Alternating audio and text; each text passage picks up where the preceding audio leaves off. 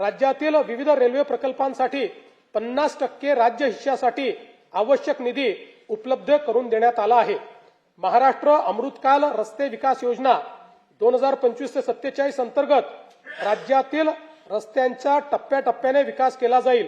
या योजनेत 6272 किलोमीटरचे द्रुतगती मार्ग, 14919 किलोमीटरचे राज्य व जिल्हा मार्ग तसेच 4247 किलोमीटरचे पर्यटन परिपथ समाविष्ट आहेत।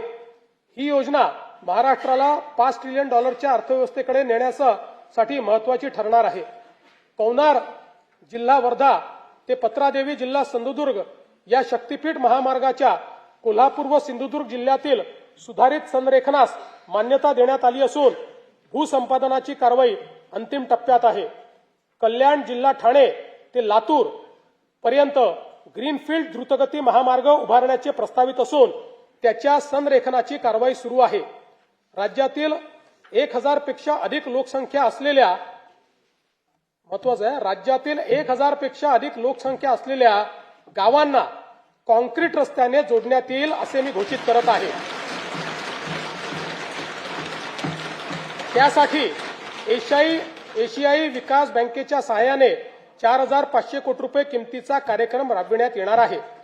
राज्यातील विदर्भात पूर्व विभागातील नैसर्गिक खनिज संपत्तीने समृद्ध असलेल्या भागाचा सर्वांगीण विकासाच्या दृष्टीने नागपूर गोंदिया भंडारा गडचिरोली नागपूर चंद्रपूर या प्रवेश नियंत्रित शीघ्र संचार द्रुतगती महामार्गांच्या कामास मान्यता देण्यात आली आहे। वाढवण बंदराला देखील समृद्धी महामार्गाने जोडण्याकरता तवा ते भरवीर माल वाहतूक कॉरिडॉरच्या कामास मान्यता देण्यात आली आहे।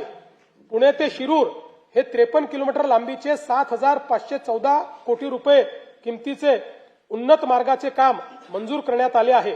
तळेगाव चाकण हा 6499 कोटी रुपये किमतीचा 25 किलोमीटर लांबीचा उन्नत मार्ग व चाकण शिक्रापूर या 5232 कोटी रुपये किमतीच्या 28 किलोमीटर लांबीच्या रस्त्याच्या 6 पदरीकरणाची कामे हाती घेण्यात आली आहेत।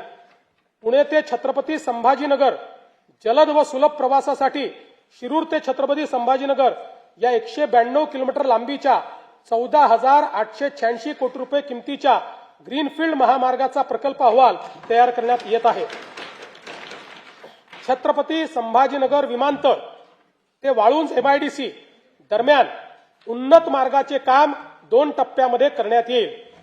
हडपसर यवत या 5262 कोटी रुपये किमतीच्या 31.50 किलोमीटर लांबीच्या 6 पदरी रस्त्याचे काम हाती घेण्यात आले आहे।